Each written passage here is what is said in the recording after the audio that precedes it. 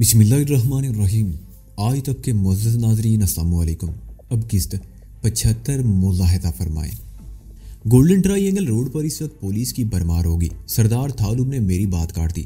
ہمیں پولیس سے کوئی خطرہ تو نہیں، لیکن میں ان کی نظروں میں نہیں آنا چاہتا۔ یہ راستہ اس نے ہاتھ سے اشارہ کرتے ہوئے بتایا، اگرچہ خاصا طویل ہے لیکن محفوظ ہے۔ اس طرف اگر کوئی ہمیں دیکھ لے گا تو کسی قسم کا شبہ نہیں کر سکے گا۔ میں خاموشی سے سامنے دیکھنے لگا اور پھر اچانک پولیس سائرن اور ایمبولینسز کی سائرن کی آواز سن کر چونک گیا۔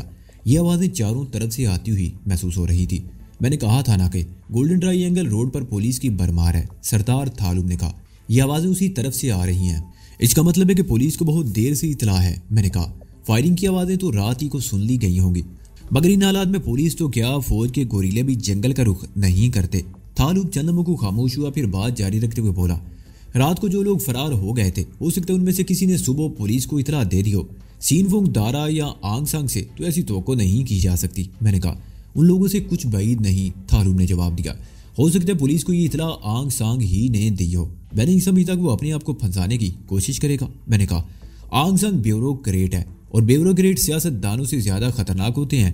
اگر پولیس کو اطلاع واقعی اسی نے دی ہے تو اس کا مطلب ہے کہ اس نے اپنے آپ کو بچانے کی ایک بھونڈی کوشش کی ہے۔ میں سمجھا نہیں۔ میں نے الجھی ہوئی نظروں سے اسے دیکھا۔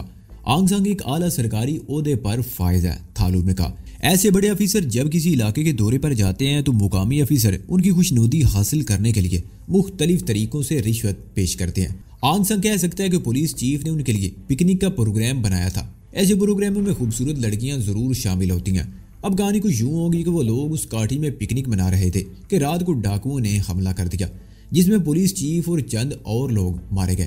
لیکن کیا اس طرح وہ اپنی گردن نہیں پھنسا لے گا؟ میں نے کہا اسے پتہ چل گیا تھا کہ مائسا کے لباس میں ڈیکٹا فون چھپے ہوئے تھے اور ان کی باتیں کہیں سنی جا رہی ہوں گی۔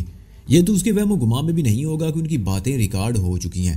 ایسے لوگ بعض اوقات اپنی حد سے بڑی ہوئی خود اعتمادی سے بھی دھوکہ کھا جاتے ہیں۔ وہ اتنا تو ضرور جانتا ہوگا کہ سازش والی بات سامنے آئے گی، وہ صاف انکار کر دے گا کیونکہ اس کے خیال میں ان کے خلاف کوئی ٹھوس ثبوت نہیں ہوگا۔ اور میری یہ بات بھی لکھ لو کہ وہ سارا الزام مجھ پر یعنی کیرن قبیلے کے سردار کے سر تھونپنے کی کوشش کرے گا، اور وہ اس واقعے کو جواز بنانے کی کوشش کرے گا، جن میں نامعلوم حملہ آوروں کے ہاتھوں میرے 5 آدمی مارے گئے تھے۔ سردار تھالوب کی باتوں میں خاصا وزن تھا۔ وہ ذہین آدمی تھا، بہت دور کی سوچ رہا تھا، اور میں آنگ سانگ کے بارے میں سوچ رہا تھا۔ اگر پولیس کو رات والے واقعے کی اطلاع واقعی ہی اسی نے دی تھی تو وہ دنیا کا سب سے بڑا احمق کہلانے کا مستحق تھا۔ جیپ پکی سڑک سے اتر کر ایک پتھریلے راستے پر مڑ گئی۔ یہ راستہ بل کھاتا ہوا مسلسل نشیب کی طرف جا رہا تھا۔ بعض مقامات پر خطرناک بورڈ تھے اور ذرا سی بے پرواہی موت کے منہ میں پہنچا سکتی تھی۔ جیپ سبزے سے ڈھکی ہوئی پہاڑیوں میں بل کھاتے ہوئے نشیب و فراز پر جھٹکے کھاتی ہوئی چلتی رہی، اور پھر اچانک میں چونک گیا۔ ونڈ اسکرین پر پانی کی موٹی موٹی بوندیں گرنے لگی تھی۔ میں نے ذرا آگے جھک کر اوپر دیکھا، آسمان بادلوں سے ڈھکا ہوا تھا اور ہلکی بارش ہونے لگی تھی۔ معشوق کے مزاج کی طرح اس سال موسم کا بھی کوئی بھروسہ نہیں تھا۔ جب ہم کاٹھی سے نکلے تھے تو آسمان صاف تھا اور تیز دھوپ چمک رہی تھی۔ اس پہاڑی راستے کو دونوں طرف سے بلند اور گنجان درختوں نے ڈھانپ رکھا تھا اور یہ پتہ ہی نہیں چلا تھا کہ موسم کب خراب ہو گیا تھا۔ بارش آہستہ آہستہ تیز ہو رہی تھی۔ پہاڑوں میں تیز بارش خطرناک ثابت ہو سکتی ہے۔ اس پتھریلے راستے پر پانی بہنا شروع ہو گیا تھا۔ سردار تھالوب نے جیپ کی رفتار کم کر دی۔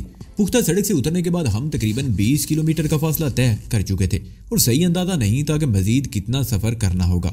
1 کلومیٹر فاصلہ اور طے ہوا ہوگا کہ سامنے 2 آدمیوں کو دیکھ کر میں چونک گیا۔ وہ درختوں سے نکل کر اچانک ہی بیچ راستے میں آ کر کھڑے ہو گئے تھے۔ ان دونوں کے ہاتھوں میں رائفلیں تھیں۔ میں نے بڑی پھرتی سے اپنے پیروں کے قریب پڑی ہوئی رائفل اٹھا لی۔ سردار تھالوب میری طرف دیکھ کر مسکرا دیا۔ اس نے جیپ کی رفتار مزید کم کر دی اور بلاخر ان دونوں آدمیوں کے قریب پہنچتے ہی جیپ رک گئی۔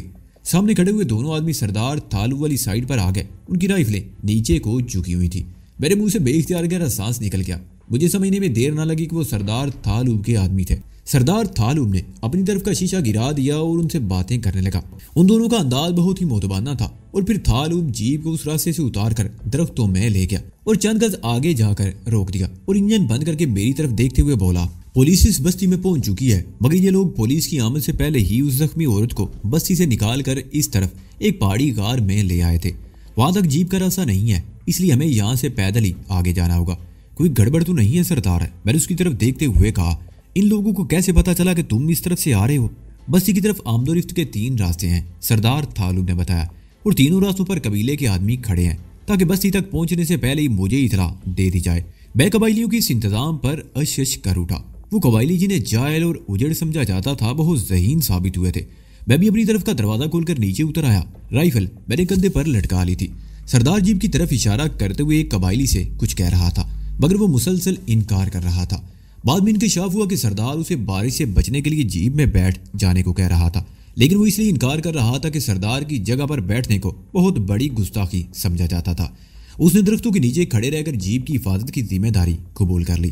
قبیلے والوں کے دل میں اپنے سردار کا یہ احترام میں نے پہلی مرتبہ دیکھا تھا۔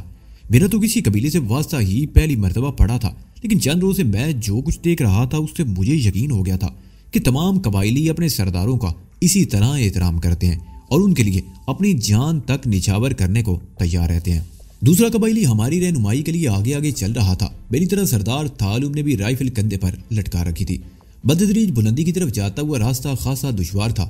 میرے پیروں میں جوگرز تھے اور بھیگے ہوئے پتھروں پر بار بار پیر پھسل رہے تھے۔ بارش جس طرح اچانک شروع ہوئی تھی اسی طرح اچانک ہی بند ہو گئی۔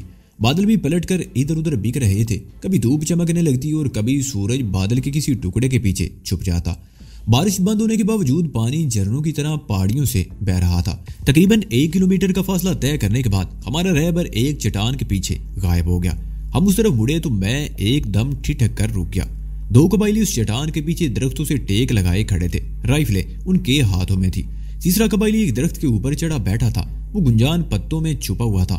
ہم اسے دیکھ نہیں سکے تھے، مگر اس نے ہمیں آتے ہوئے دیکھ لیا تھا۔ اس پہلی چٹان کے پیچھے تقریباً 30 گز کے فاصلے پر ایک اور اونچی چٹان تھی، جس میں زمین سے تقریباً 5 فٹ کی بلندی پر ایک غار کا تنگ سا دہانہ نظر آ رہا تھا، اور ایک رائفل بردار قبائلی وہاں بھی کھڑا تھا۔ دونوں چٹانوں کی درمیانی جگہ پر ساگوان کے درخت تھے اور دبیز گھاس اور جھاڑیوں کا فرش بچھا ہوا تھا۔ یہ غار محفوظ ترین جگہ تھی۔ درختوں اور سامنے والی چٹان کی وجہ سے دور سے اس غار کو دیکھا نہیں جا سکتا تھا۔ ہم ایک پتھر پر چڑھ کر غار کے سامنے پہنچ گئے۔ دہانہ اگرچہ تنگ سا تھا، مگر اندر سے یہ غار کافی کشادہ تھا اور اندر 3 مشعلیں جل رہی تھی۔ ان مشعلوں میں غالباً کسی جانور کی چربی استعمال کی گئی تھی۔ ایک ناگوار سی بو کا احساس ہو رہا تھا۔ غار میں ذرا آگے ایک عورت زمین پر پڑی ہوئی تھی، اس کا رخ دوسری طرف تھا، اس لیے چہرہ نظر نہیں آ رہا تھا۔ اس نے نیلے رنگ کا اسکرٹ اور بلوز پہن رکھا تھا، اور وہ کچھ اس طرح آڑی ترچھی پڑی ہوئی تھی کہ اس کا اسکرٹ اوپر تک سمٹ گیا تھا، اور اس کی ایک ٹانگ پر گھٹنے سے ذرا اوپر پٹی بندھی ہوئی تھی۔ ٹانگ پر لگا ہوا خون واضح طور پر نظر آ رہا تھا۔ میں اور سردار تھالب اس عورت کے قریب پہنچ کر رک گئے۔ ہمارے قدموں کی آواز سن کر بھی اس نے اپنی جگہ سے حرکت نہیں کی۔ سردار تھالب نے اپنے ساتھ آنے والے قبائلی کو اشارہ کیا۔ وہ اس عورت کے سر کی طرف سے گھوم کر سامنے کی طرف چلا گیا۔ پہلے اس نے کھڑے کھڑے 1-2 آوازیں دی، پھر جھک کر بیٹھ گیا۔ رائفل ایک ہاتھ میں اس نے پکڑے رکھی اور دوسرا ہاتھ اس کے کندھے پر رکھ کر آہستہ آہستہ ہلانے لگا۔ اس کے ساتھ وہ اسے آوازیں بھی دے رہا تھا، مگر عورت کی طرف سے کوئی رد عمل ظاہر نہیں ہوا۔ قبائلی سردار کی طرف دیکھتے ہوئے کچھ کہنے لگا، اور پھر دوسرے ہی لمحے وہ کچھ ہو گیا جس کی ہم میں سے کسی کو بھی توقع نہیں تھی۔ اس عورت نے بڑی پھرتی سے اپنی جگہ سے حرکت کی تھی۔ اس کی لات سامنے اکڑوں بیٹھے ہوئے قبائلی کے منہ پر لگی۔ وہ چیختا وہ پیچھے الٹ گیا، لیکن اس کی رائفل اس عورت کے ہاتھوں میں پہنچ چکی تھی۔ قبائلی پشت کے بال پیچھے گرا تھا، لیکن اس نے اٹھنے میں بھی زیادہ دیر نہیں لگائی تھی۔ لیکن اس سے پہلے کہ وہ پوری طرح سنبھل سکتا، اس عورت کے ہاتھوں میں پکڑی ہوئی رائفل سے تواتر سے کئی گولیاں نکلی اور قبائلی کے جسم میں پیوست ہو گئی۔ غار گولیوں کی تڑتڑاہٹ اور قبائلی کی چیخوں سے گونج اٹھا۔ یہ سب کچھ اس قدر اچانک ہوا تھا کہ ہمیں کچھ سمجھنے کا موقع ہی نہیں مل سکا تھا، اور جب سمجھے تو وقت گزر چکا تھا۔ اس عورت نے بڑی پھرتی کا مظاہرہ کرتے ہوئے مجھے اور سردار تھالب کو رائفل کی زد پر لے لیا تھا۔ اس عورت کا چہرہ اب ہمارے سامنے تھا، اور اسے دیکھ کر ہم دونوں چونکے بغیر نہ رہ سکے۔ وہ ایکی مائی تھی۔ اپنی رائفلیں کندھوں سے اتار کر پھینک دو۔ ایکی مائی کے حلق سے بلی جیسی غراہٹ نکلی۔ وہ بہت حسین عورت تھی، لیکن اس وقت اس کے چہرے پر بے پناہ صفاقی نظر آ رہی تھی۔ میں نے سردار تھالب کی طرف دیکھا، اور پھر ہم دونوں نے اپنی اپنی رائفلیں کندھوں سے اتار کر پھینک دی۔ فائرنگ اور قبائلی کے چیخنے کی آواز سن کر باہر کھڑے ہوئے دونوں قبائلی غار کے دہانے پر آ گئے، اور یہ منظر ان کے لیے بڑا حیرت انگیز تھا۔ ان کا ایک ساتھی غار کے فرش پر مرا پڑا تھا، اور قیدی عورت نے ان کے سردار کو رائفل کی زد پر لے رکھا تھا۔ ان میں سے ایک نے بڑی پھرتی سے رائفل سیدھی کر لی، لیکن سردار تھالب ایک دم چیخ اٹھا، کوئی گولی مت چلانا۔ سردار کا حکم سن کر دونوں قبائلیوں نے رائفلیں جھکا لی، اور پھر ایکی مائی کے حکم پر انہیں بھی رائفلیں زمین پر پھینک دینی پڑی۔ ایک قبائلی ہمارے ساتھ آیا تھا اور 4 پہلے سے موجود تھے، جن میں سے ایک مارا گیا تھا۔ 2 نہتے کر دیے گئے تھے اور 2 باہر تھے۔ ان میں سے ایک درخت پر چڑھا ہوا تھا، اور مجھے یقین تھا کہ اب بھی وہ درخت پر ہی ہوگا۔ تم اپنے لیے مزید مشکلات پیدا کر رہی ہو ایکی مائی، سردار تھالب نے اس کی طرف دیکھتے ہوئے کہا۔ میرے ایک اشارے پر یہ آدمی اب بھی تمہاری ہڈیوں کا سرما بنا سکتے ہیں، لیکن میں تمہیں مارنا نہیں چاہتا. تمہاری لاش ہمارے لیے کسی کام کی نہیں ہوگی. تمہارا زندہ رہنا ہی ہمارے لیے اہم ہے. میں زندہ رہوں گی مگر قیدی بن کر نہیں، ایکی مائی نے جواب دیا. اس غار سے باہر نکلو اور باہر جو تمہارے آدمی موجود ہیں ان سے کہو اگر انہوں نے کوئی حرکت کرنے کی کوشش کی تو تم دونوں کو چھلنی کر دوں گی. چلو آگے بڑھو. اس نے رائفل سے اشارہ کیا.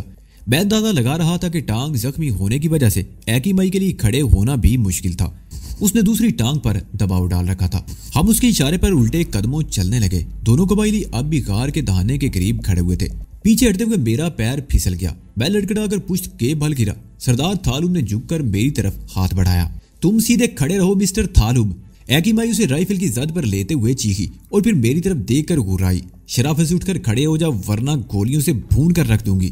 تمہیں تو بہرحال زندہ چھوڑنا ہی نہیں ہے. سارے فساد کی جڑ تم ہی ہو.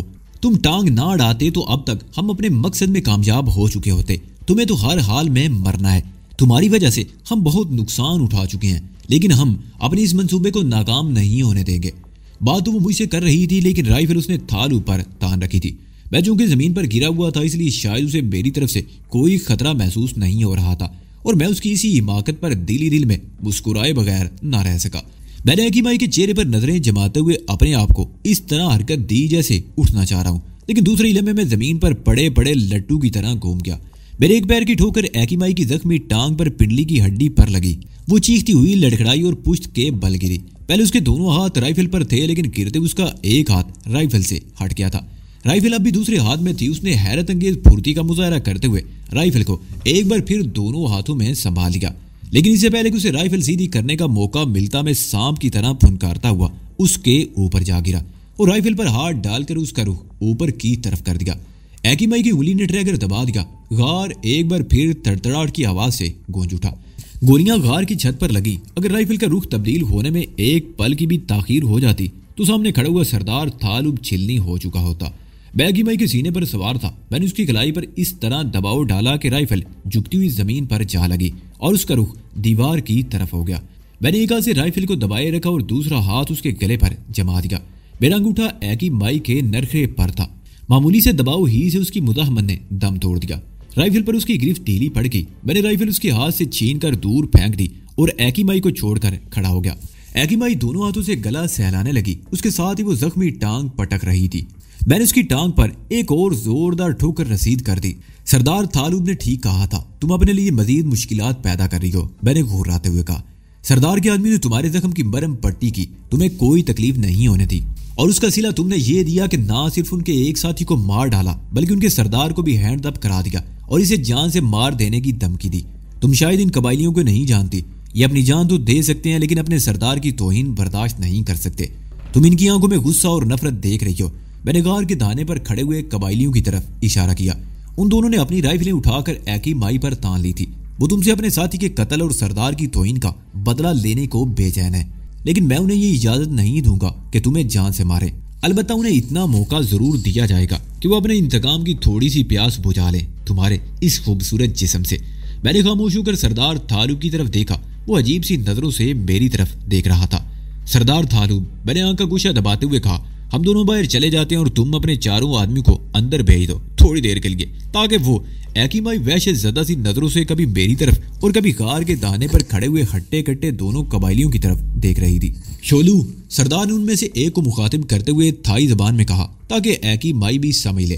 باہر سے اپنے دونوں ساتھیوں کو بھی بلا لو. ہم تمہیں 1 گھنٹے کا وقت دے رہے ہیں اور اس 1 گھنٹے میں تم لوگوں نے کس طرح اس کی مزاج پرسی کرنی ہے یہ تم لوگ اچھی طرح سمجھتے ہو. نہیں، مجھے ان وحشیوں کے رحم و کرم پر مت چھوڑو. یہ مجھے مار ڈالیں گے. رحم کرو مجھ پر. ایکی مائی چیخ کر کہہ رہی تھی. معاف کر دو مجھے. تم جو کہو گے میں کروں گی مگر مجھے ان وحشیوں کے حوالے نہ کرو.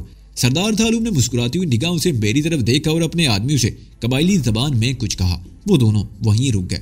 چلو، اس وقت معاف کیا تمہیں لیکن تم سزا سے بچ نہیں سکو گی. میں نے اپنی رائفل اٹھاتے ہوئے کہا. اب اٹھ کر کھڑی ہو جاؤ جلدی سے. ہمارے پاس زیادہ وقت نہیں. ایکی مائی کی ٹانگ پر بندھی ہوئی پٹی سرخ ہو رہی تھی. زخم سے خون بہنے لگا تھا.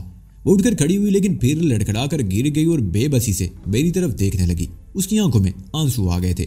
اسی دوران میں ایک قبائلی نے زمین پر پڑی ہوئی دونوں رائفلیں اٹھا لیں. سردار کی رائفل اس نے بڑے احترام سے اس کی خدمت میں پیش کر دی. دوسری رائفل اس نے اپنے کندھے پر لٹکا لی. تم اٹھ کر چلو گی یا گھسیٹ کر لے جایا جائے؟ میں نے ایکی مائی کی طرف دیکھتے ہوئے کہا. میں کھڑی نہیں ہو سکتی.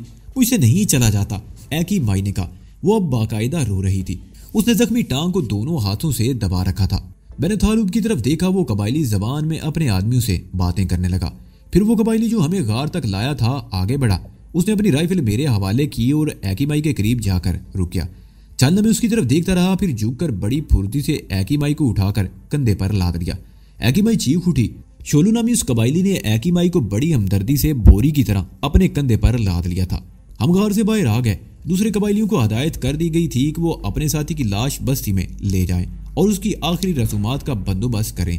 شولو ایکی مائی کو بوری ہی کی طرح کندھے پر لادے ہمارے آگے آگے چل رہا تھا۔ ایکی مائی ہولے ہولے کرا رہی تھی۔ اگر کسی وقت ٹانگ کو زوردار جھٹکا لگتا تو وہ چیخ اٹھتی۔ جیپ تک پہنچنے میں تقریباً 20 منٹ لگ گئے۔ جیپ کا محافظ قبائلی ایک درخت کے تنے سے ٹیک لگائے بیٹھا سیگار کی شکل سے ملتا جلتا سگریٹ پی رہا تھا۔ ہمیں دیکھ کر اس نے سگریٹ پھینک دی اور ایک جھٹکے سے اٹھ کر کھڑا ہو گیا۔ سردار تھالوب نے قریب پہنچ کر جیپ کے دروازے کھول دیے۔ شولو نے ایکی مائی کو پچھلی سیٹ پر اس طرح پٹکا کہ وہ بے اختیار چیخ اٹھی۔ میں بھی جیپ کے پچھلے حصے میں ایکی مائی کے سامنے والی سیٹ پر بیٹھ گیا اور رائفل اپنی گود میں رکھ لی۔ میرا ایک ہاتھ رائفل ہی پر تھا۔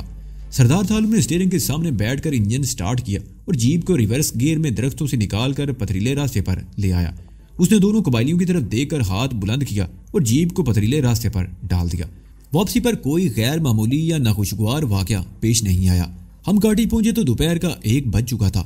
ایکی مائی کو جیپ سے نکال کر حال کمرے کے قالین پر ڈال دیا گیا۔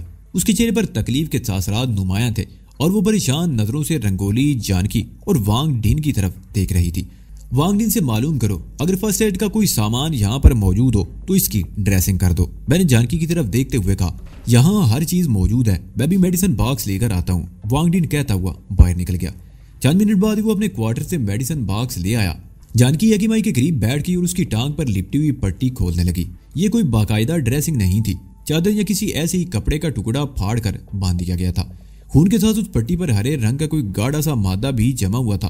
جانکی اسی خون آلود کپڑے سے زخم اور اس کے آس پاس کی جگہ کو صاف کرنے لگی۔ اسی دوران میں وانگ ڈن دوڑ کر کاٹن کا رول بھی لے آیا تھا۔ جانکی روئی کے ٹکڑے اسپرٹ میں بھگو کر اس کا زخم صاف کرتی رہی۔ ایکی مائی نے دانت بھینچ رکھے تھے، اس کے چہرے پر کرب کے آثار نمایاں تھے۔ یہ زخم کیسے آیا؟ گولی لگی تھی؟ جانکی نے اس کی طرف دیکھتے ہوئے پوچھا۔ نہیں، ایکی مائی نے کراتے ہوئے جواب دیا۔ میں دوڑتے ہوئے اونچی جگہ سے گری تھی اور اپنا توازن برقرار نہیں رکھ سکی تھی۔ نیچے ایک درخت کا سوکھا ہوا تنا پڑا تھا جس سے تقریباً 1.5 انچ لمبا کانٹے کی طرح نوکدار لکڑی کا ایک ٹکڑا باہر کو نکلا ہوا تھا جو میری ٹانگ میں پیوست ہو گیا۔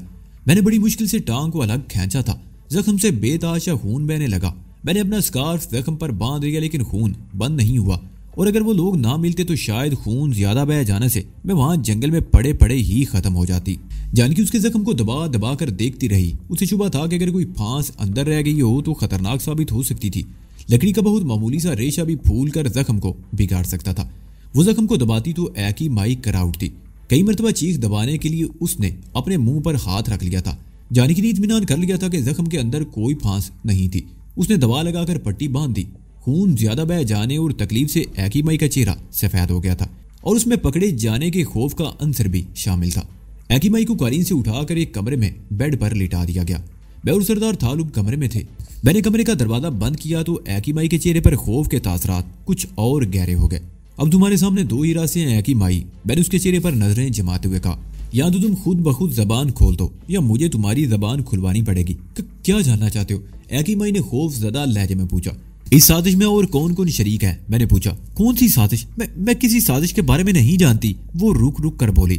میں نے جیب سے پستول نکال کر نال کی طرف سے پکڑ لیا اور اس کی ٹانگ پر زخم کے قریب دستے سے ہلکی سی ضرب لگائی۔ ایکی مائی چیخ اٹھی۔ اس غار میں تم نے کہا تھا کہ اگر میں بیچ میں ٹانگ نہ ڈالتا تو تم لوگوں کا منصوبہ اب تک کامیاب ہو چکا ہوتا، اور یہاں تم کہہ رہی ہو کہ کسی سازش کے بارے میں نہیں جانتی، اور میں تمہیں یہ بھی بتا دوں کہ میرے سامنے تم جھوٹ نہیں بول سکتی۔ اس کاٹیج میں ہونے والی تم لوگوں کی ساری گفتگو ہم ریکارڈ کر چکے ہیں۔ سین فونگ کو اگر مائی صاحب پر شبہ نہ ہو جاتا تو تم لوگوں کی میٹنگ جاری رہتی اور اس کے بعد کی گفتگو بھی ہم ریکارڈ کر لیتے۔ مائسا کون؟ ایکی مائی نے کہا۔ میں اس نام کی کسی عورت کو نہیں جانتی، وہ لڑکی جسے سین فونگ نے کاٹیج میں گولی ماری تھی۔ میں ایک اور بات تمہیں بتا دوں، میری دوست تھائی اس وقت دارا کے قبضے میں ہے۔ اگر اسے کچھ ہو گیا تو میں تم میں سے کسی کو زندہ نہیں چھوڑوں گا، اس لیے بہتر ہے کہ میرے غضب کو ہوا دینے کی بجائے خود ہی زبان کھول دو اور جو کچھ میں پوچھوں اس کا جواب دیتی رہو۔ بصورت دیگر تمہاری اس خوبصورت جسم کے اتنے ٹکڑے کروں گا کہ کیا جاننا چاہتے ہو؟ ایکی مائی نے کہا۔ خوف سے اس کے چہرے کے تاثرات بگڑ گئے تھے۔ سب سے پہلے یہ بتاؤ کہ دارا اور اس کے ساتھی کہاں ہیں؟ میں نے پوچھا۔ مجھے نہیں معلوم، ایکی مائی نے کہا۔ وہ جنگل میں کسی کاٹی میں ٹھہرے ہوئے تھے جس کے بارے میں پولیس چیف اور رنگسند کے سوا ہم میں سے کسی کو معلوم نہیں۔ ٹھیک ہے، وہ میں معلوم کر لوں گا۔ اب شہنشاہ کے خلاف اس سازش کے بارے میں بتاؤ، اس میں کون کون لوگ شریک ہیں اور اصل منصوبہ کیا ہے؟ میں نے اس کے چہرے پر نظریں جماتے ہوئے پوچھا۔ 1 منٹ، سردار تھالم نے ہاتھ اٹھا کر اشارہ کیا اور دروازہ کھول کر باہر نکل گیا۔ 4 منٹ بعد وہ ٹیپ ریکارڈر لے آیا جسے اس نے بیڈ سائڈ ٹیبل پر رکھ کر دیوار کے ساکٹ میں پلگ لگا دیا۔ ہاں اب شروع ہو جاؤ، تھالم نے ریکارڈنگ والا بٹن پش کرتے ہوئے کہا۔ میں نے ایکی مائی کی طرف دیکھتے ہوئے اپنا سوال دہرایا۔ میں زیادہ کچھ نہیں جانتی، ایکی مائی نے جواب دیا۔ مجھے نہیں معلوم اس سازش میں اور کون کون لوگ شریک ہیں۔ مجھے تو آنگ سانگ نے یہ لالچ دیا تھا کہ یہ منصوبہ کامیاب ہونے کے بعد مجھے نہ صرف کسی وزارت کا سیکرٹری بنا دیا جائے گا بلکہ پتایا بیچ پر میری پسند کی جگہ مجھے الاٹ کر دی جائے گی اور عالیشان ہوٹل کی تعمیر کے لیے تمام اخراجات بھی دیے جائیں گے۔ ہم ان لوگوں کے نام جاننا چاہتے ہیں جو اس سازش میں شریک ہیں۔ یہ سوال سردار تھالم نے کیا تھا۔ حکومت کے علاوہ فوج کے کچھ افسران بھی اس میں شریک ہوں گے، ان کے نام بتاؤ۔ میں تفصیل سے کچھ نہیں جانتی، ایکی مائی نے جواب دیا۔ ویسے میرا خیال اس سازش میں فوج کا کوئی افیسر ملوث نہیں ہے۔ اس قسم کی کوئی سازش فوج کو ملائے بغیر کامیاب نہیں ہو سکتی۔ سردار تھالم نے اسے گھورا۔ ہو سکتا ہے، ایکی مائی نے کہا، لیکن میں کچھ نہیں جانتی۔ اس سازش میں جنرل کھوراٹ کا کیا کردار ہے؟ میں نے سوال کیا۔ سازش کی بنیاد دراصل جنرل کھوراٹ ہی نے رکھی تھی، ایکی مائی نے کہا۔ پچھلے چند برسوں کے دوران میں تھائی لینڈ میں منشیات کی اسمگلنگ پر پابندیوں اور سختی کی وجہ سے جنرل کھوراٹ کو کافی نقصان اٹھانا پڑا تھا۔ لاؤس اور برما کی سرحدوں پر اندرونی بغاوتوں کی وجہ سے ان ملکوں کی فوجیں پھیلی ہوئی ہیں۔ وہ سرحدیں جنرل کھوراٹ کے لیے بالکل غیر محفوظ ہو چکی ہیں۔ اس کی نظریں تھائی لینڈ پر ہیں، لیکن پچھلے چند برسوں کے دوران میں اسے یہاں بھی کچھ مزاحمت کا سامنا کرنا پڑ رہا ہے، اس لیے یہ منصوبہ اس نے بنایا تھا۔ تھائی لینڈ میں شہنشاہ کی حکومت کا خاتمہ کر کے وہ اپنی پسند کے آدمی لانا چاہتا ہے۔ اس کی وجہ اس کا صرف ایک مطالبہ ہے۔ وہ کیا؟ میں نے پوچھا۔ تھائی لینڈ اور گولڈن ٹرائی اینگل کی سرحد پر کنٹرول کے علاوہ وہ تھائی لینڈ میں کسٹمز اور نارکوٹکس کے محکمے مکمل طور پر اپنے قبضے میں رکھنا چاہتا ہے، ایکی مائی نے کہا۔ میں اور سردار تھالم سوالات کرتے رہے اور ایکی مائی جوابات دیتی رہی۔ یہ ساری گفتگو ریکارڈ ہوتی رہی۔ تھالم کی طرح میرا بھی یہ خیال تھا کہ ایکی مائی اب بھی بہت کچھ چھپا رہی ہے۔ ٹھیک ہے ایکی مائی، میں نے گہرا سانس لیتے ہوئے جواب دیا۔ جو باتیں ہم تم سے معلوم نہیں کر سکے وہ حکومت کے اہلکار معلوم کر لیں گے، اور تمہیں تو معلوم ہوگا ہی کہ سرکاری اہلکار کس طرح زبان کھلوانے کے لیے کیا گیا طریقے استعمال کرتے ہیں۔ ایکی مائی کا چہرہ دھواں ہو گیا۔ وہ سمجھ گئی تھی کہ اس کا انجام کیا ہوگا۔ یہ کوئی معمولی جرم نہیں تھا۔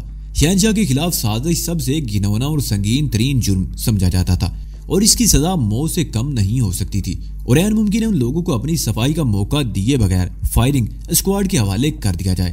ہم کمرے سے باہر آ گئے۔ دروازہ کھلا رہنے دیا گیا۔ اس وقت 2:15 بج رہے تھے۔ صبح 1 کپ کافی کے سوا ہم نے کچھ بھی نہیں کھایا پیا تھا۔ لوما کھانا تیار کر چکا تھا۔ تم اپنا کھانا لے کر ایکی مائی کے کمرے میں چلی جاؤ اور اسے بھی کچھ کھلا دو، میں نے جانکی کی طرف دیکھتے ہوئے کہا۔ اور سونیا کہاں ہے؟ وہ کمرے میں بیڈ پر پڑی ہوئی ہے، جانکی نے جواب دیا۔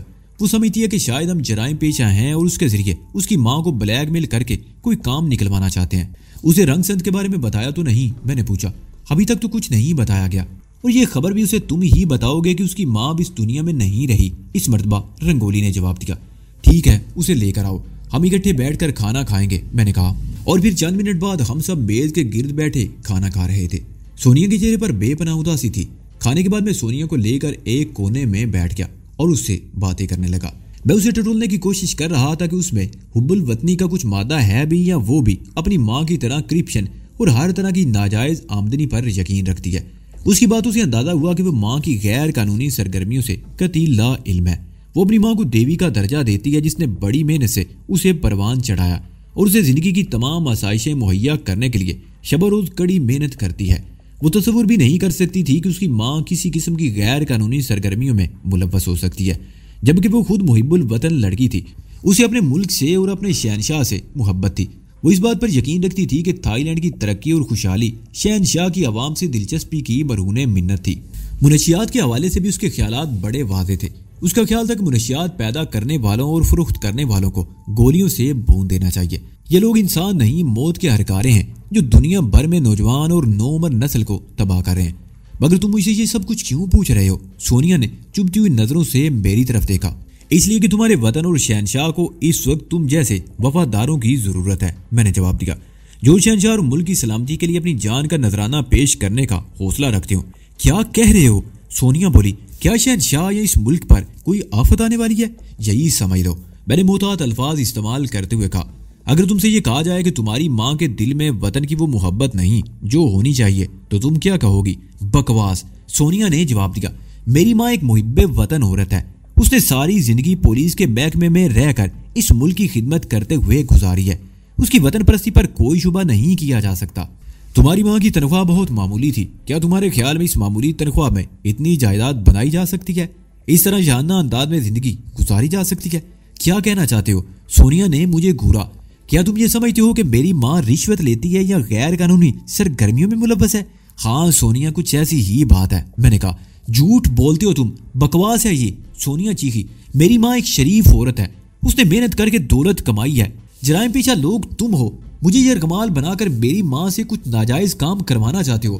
سونیا، میں نے بدستور پرسکون لہجے میں کہا، مجھے یہ کہتے ہوئے دکھ ہو رہا ہے کہ تمہاری ماں تمہاری طرح محب وطن نہیں تھی، اسے شہنشاہ یا اس ملک سے کوئی لگاؤ نہیں تھا، اسے صرف اور صرف دولت کی چاہت تھی، وہ غیر قانونی سرگرمیوں میں ملوث تھی، ویسے لوگوں کی اعلی کار بن گئی تھی جو اس ملک میں اور شہنشاہ کے خلاف بہت خوفناک سازش میں ملوث ہیں۔